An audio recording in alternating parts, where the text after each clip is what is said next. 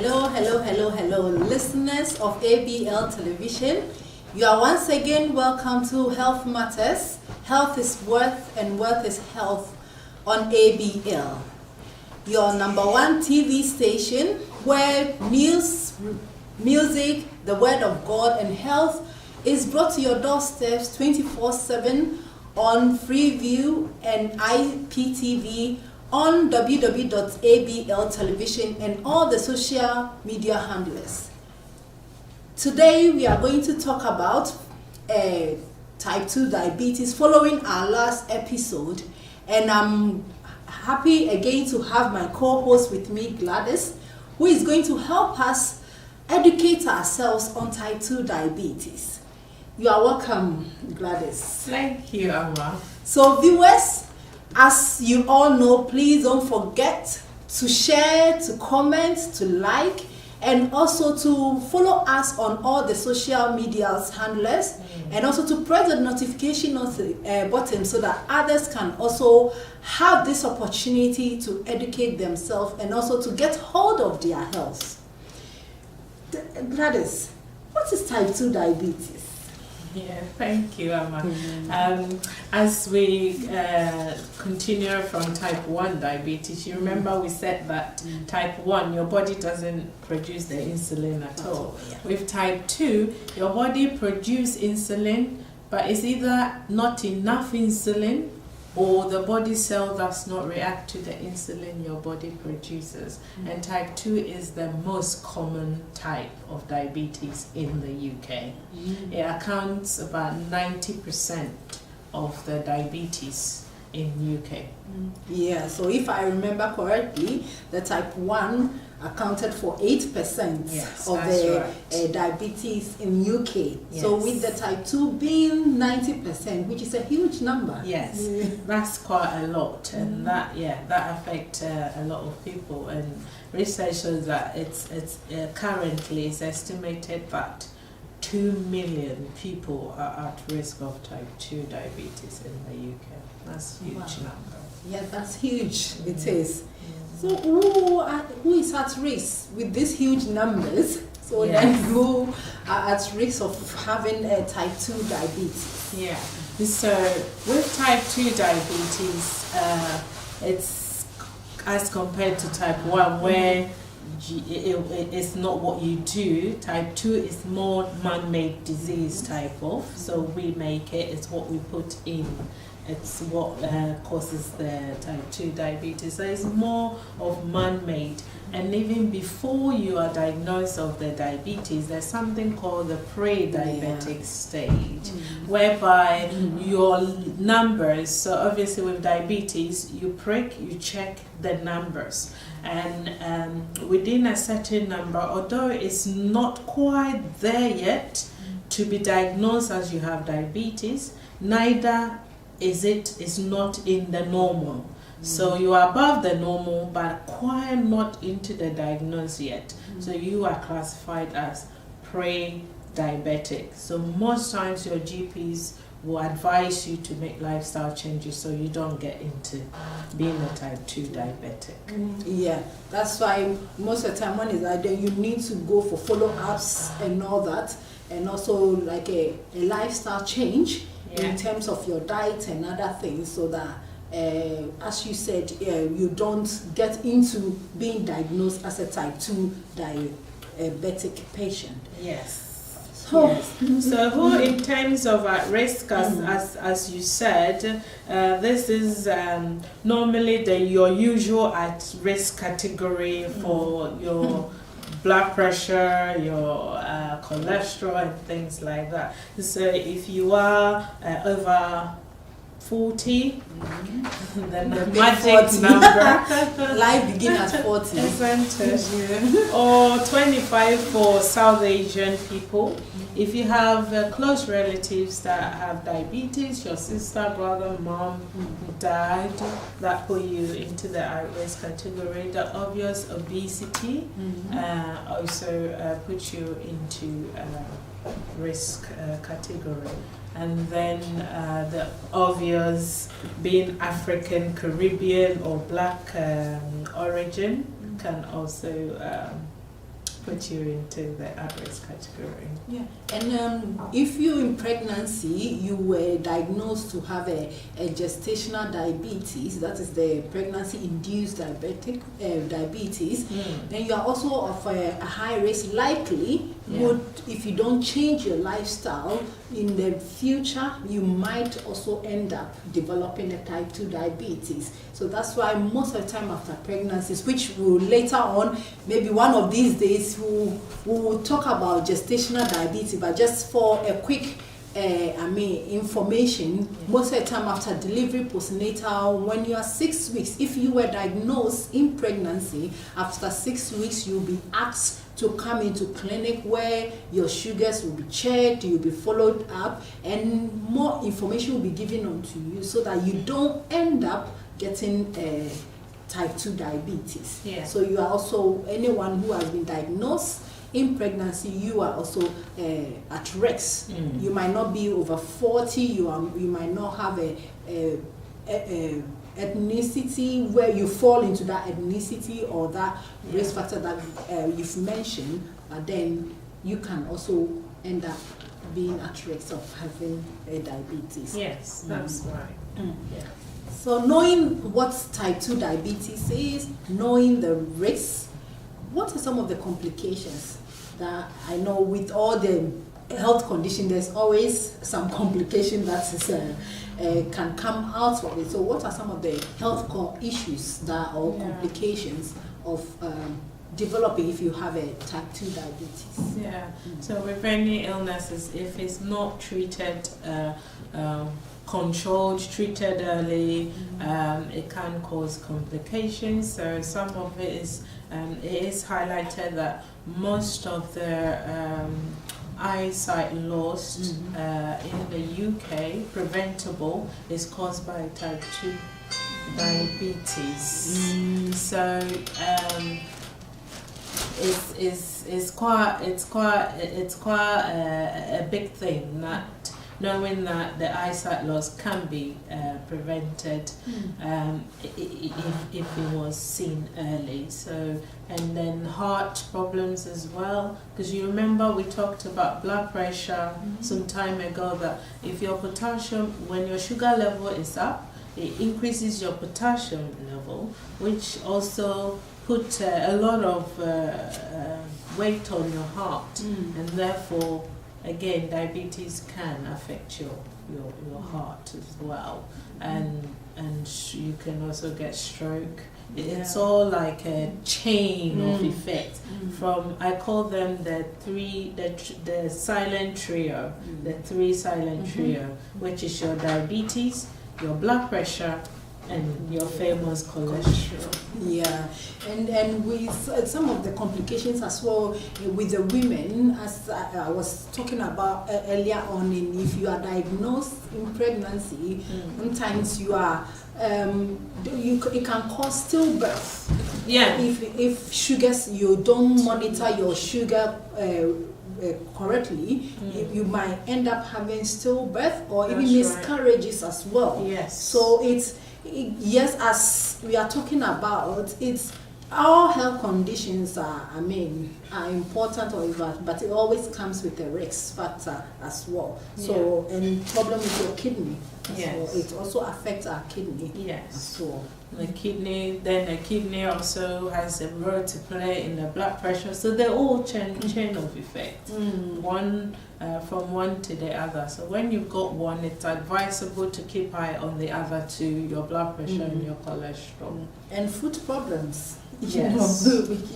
With diabetes. Yes. And I remember this patient we would like uncontrolled sugars end up having amputation both of the legs because of the sugar, which was sad. Yeah.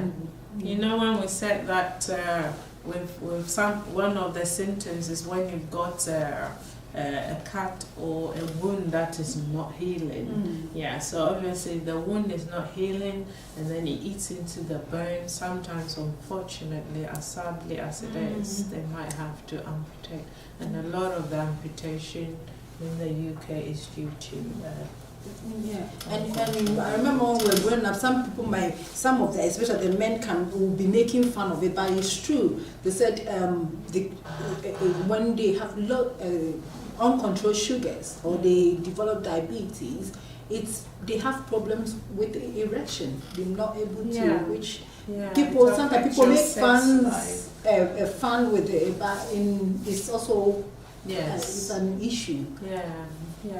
And with everything else, if it's sorted out early, you seek the right help. Even if that is an issue, there is also help out there that can help you. So the key is seeking help early. Okay, so viewers, as we are talking about type 2 diabetes, yes, please don't forget to like, to share, comment, and press the notification button. And you are live on ABL TV. Don't touch that dial. So, what are the causes with type 2? So with type 2, as we said before, it's man-made. So it's more of what we eat, we put inside us, So obviously all our carbohydrate will turn into sugar. So if you're eating yam and then you wash it down with malt, and then you got cake at the side, just think about how much sugar will that all amount, and what strain is that going to put on your body.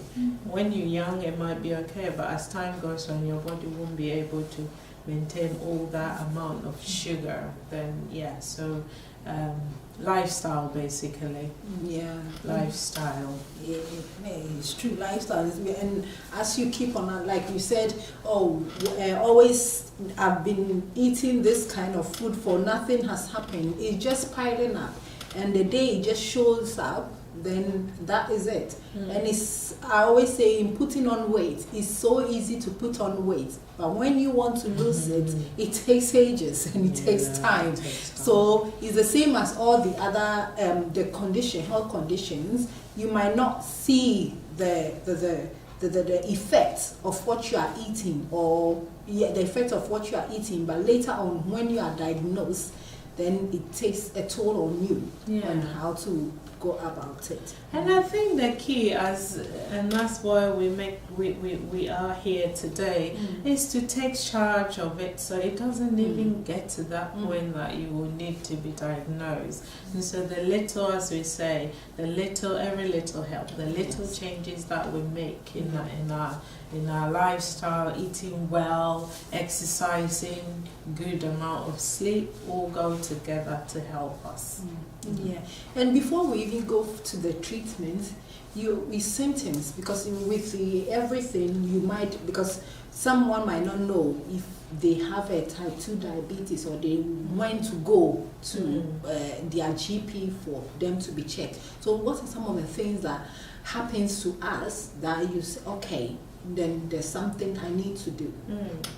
So following on from type 1 diabetes, the symptoms are the same.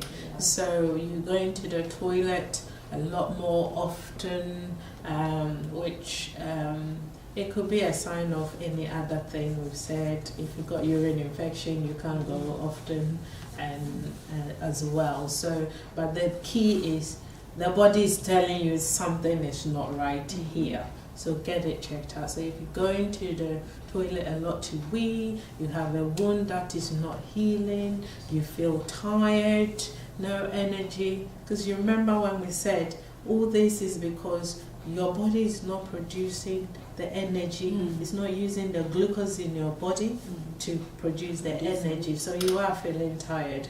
The glucose is going to the kidney, so you're making more urine. So it's all connected. So it's important that you do get your blurred vision as well, and sudden weight loss.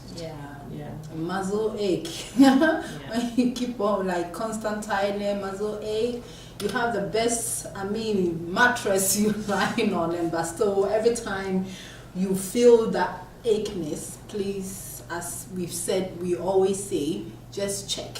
Go for a check, and then you take it from there. Also, what will be the treatment? What will help us if someone has been diagnosed with type 2 diabetes? What can that person do? Yeah. So usually with type 2, depending on how high your numbers is, you know, we say that with diabetes, it's all about the numbers. When you check your blood sugar, so you check your blood sugar by pricking your hand, or you will have how it will be diagnosed. You have a blood test, fasting blood sugar, requested by your GP, and from there they will be able to diagnose.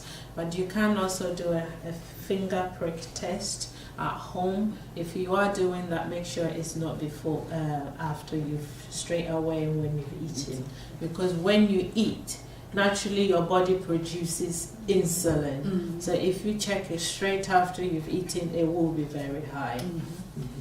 So, but if it depending on numbers, they will either be treating it with medicine, tablet medication, or they will say if it's not too high, you can make lifestyle, so diet-based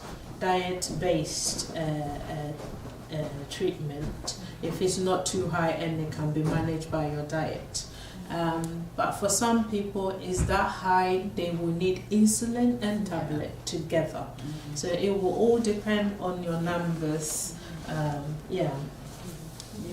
Yeah, so then aside the tablet and the insulin you are talking about as well, it all depends on the numbers.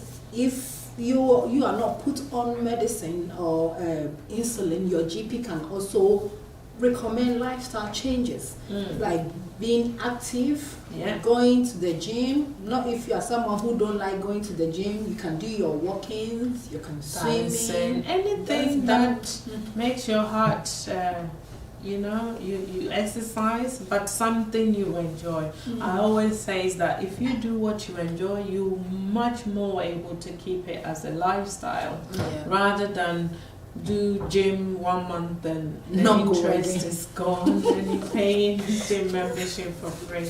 Yeah, you can even do climbing of your stairs. If you live upstairs, if you are on a flat, even not in normal house, you can just decide. I remember during the COVID time, people were just exercising in their homes, breaking records. So you can, in your own home, you can just use the stairs as twice or thrice within 30 minutes or to see how it goes, which burns some of the calories and all that. Yes, exactly. Or dancing. I mean, put your music on if dancing is your thing. Dance, put some energy in, and then you can walk at home as well. There are lots of stuff on YouTube that you can use to help you. And we're blessed. ABL also have exercise time on there. You can join in and make the most of it. And it's free. It's free, absolutely. And in talking about the treatment, if you are diagnosed with diabetes, please also don't forget to do your yearly check by going for your eye test yearly, and also the food check as well. As I said, we got to know there are some patients who, because of uncontrolled sugars, they end up having their legs amputated and all that. So you need to go and check, and they are all free. If you are diagnosed with diabetes, you also have a free prescription that you can get from your GP, and the form is, if you go online or your GP, there's exemption form which is PF57. PF57. If you don't know it, you can just go to your GP, and your GP will direct you on what to do. As I said, you have a free prescription as well. And when you are traveling, I think we were talking about it. When you are traveling as well, if you somebody you know you are diabetes, known diabetes, you are on insulin, you're on any medication, make sure you pack extra. So that when just in case you need it, at least it will be at hand for you to use it. And some people also, there are bracelets out there that says diabetic in case of hypo situation. When people come and find you, hypo meaning when your blood sugar drops so low, you can be unconscious, depending. So people have the bracelet that says they're diabetic. So when you find them hypo, you kind of know what to do to help them as well. So that's something to look out for. And you can get yourself a glucometer, the meter that you use to check your blood sugar. You can get it from Amazon or any of the pharmacy as well. Because one of the ways also to know what food is good for you and it spikes your sugar or not. You can do this experiment at home. After eating, not straight after eating, within 2 hours. Usually your blood sugar should go back to normal about 90 minutes when you finish eating. You can check to see what your blood sugar level is. You can check UK, diabetic UK, and see the levels that it should be within. If all your readings are going, it's above the what it should be, now it's an early sign telling you I need to change what or mix something up with what I'm eating. If it's only carb, let me add more vegetable, less carbs. So it works well for you. Yeah, that's an interesting one.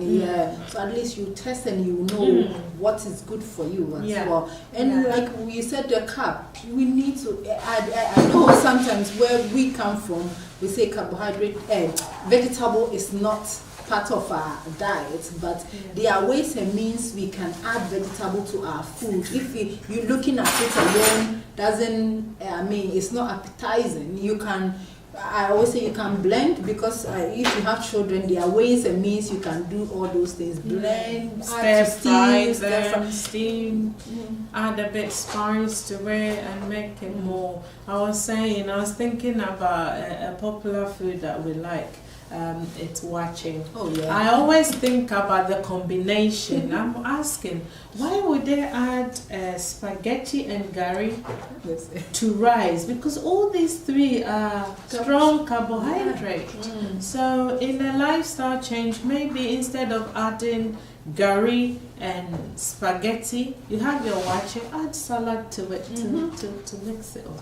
Yeah, because I know when I always use maybe because of where I work. When pregnant women and those who are diagnosed with gestational diabetes, when they come for this kind of teachings, when you show them, your carbohydrates should be in like your palm, then people will be looking at each other.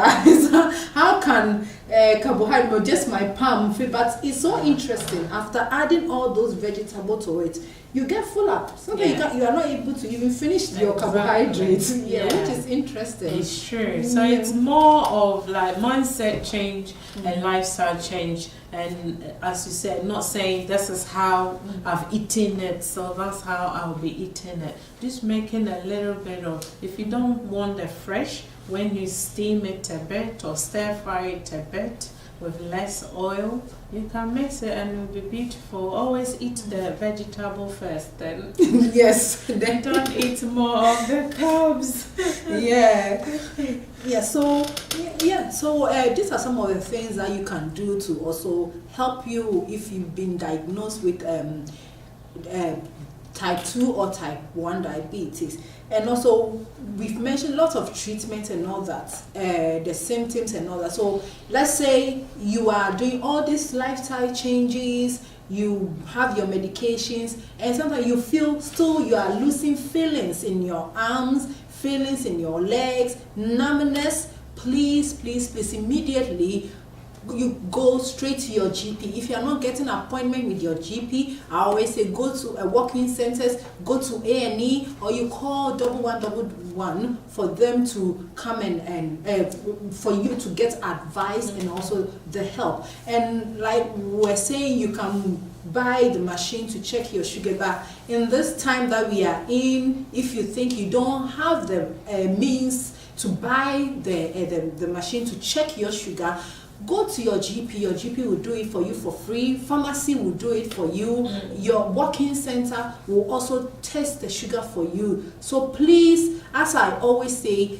there are lots of help out there for you to assess. If you are feeling any of these symptoms, go to your GP. Go to your walk-in centers, go to your pharmacy for someone to check you. As I always say, don't sit there and suffer in silence.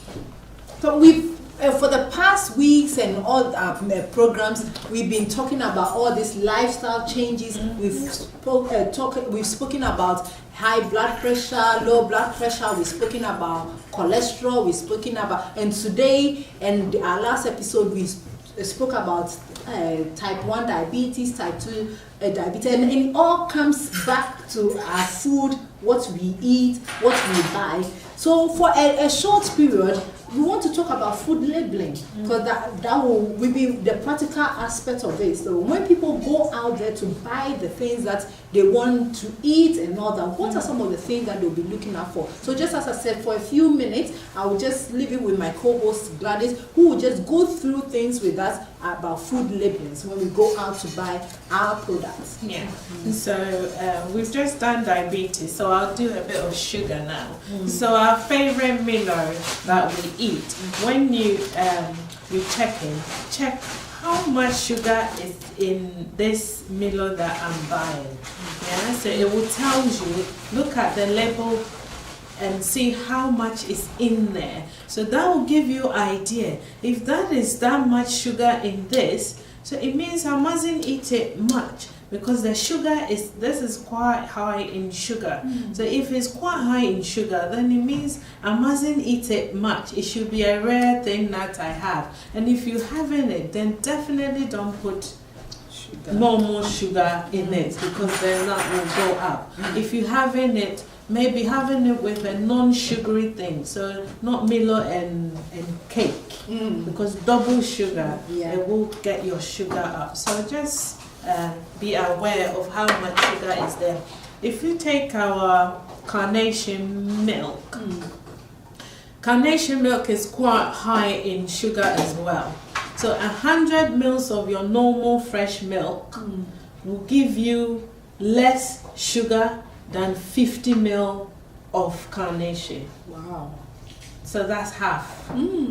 So if you're someone who is predisposed to diabetes and you love this milk, by all means use it, but think about it as it's high in sugar. So you probably want to mix it and use fresh milk or alternative milk, like soya is quite low in sugar, and there are alternative milk that hasn't got sugar at all. So you have almond without sugar, you have soya without sugar, so you can mix and match things like that. I wanted to also talk about, we talked about blood pressure. Yeah, blood pressure. Which is more of salt. So mackerel, I've got mackerel here and I've got sardine here. So sardine, some of the sardines have higher salt than the mackerel one. So when you buy, check, there is the traffic light. You can see blue, green, yellow, and red. Red means it's quite high in cholesterol or high in whatever is in there. Yellow means in the middle, green means it's good. So maybe instead of the sardine all the time, mix it up with mackerel. Or better still, grill your own mackerel. You know what is in there, nothing, no salt to keep it as well. I wanted to also highlight, tuna, the one with oil, right? And there's one now with spring water. Oh, yeah. Okay. The salt intakes is the same, but the calorie intakes is different, because the oil makes it quite high calorie. So if I have a whole tin of this, I will have half of the calorie of this. So if you are someone who is watching your weight, not to put on much, then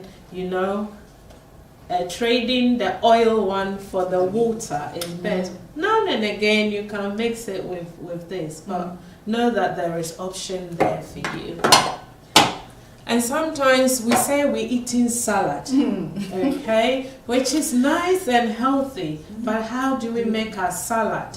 Yeah, some salad have corned beef, it has a lot of things, so by the time you finish that salad, I mean, you are 5 a week is now 5 a day. You are almost like 1,000 calories for just the salad alone. So we've got mayonnaise here.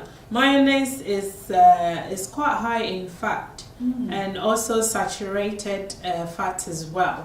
And you've got the traffic light system. It's good on sugar. It's green there, so that means and salt is in the middle. So that means if you are someone who have issues with sugar, then maybe that might be your preferred, but eating it in moderation. As I said, if you're going to, when you have high fat, don't mix with high sugar, because sugar and fat, we do one and not the other. And what's interesting, do you know our palm nut?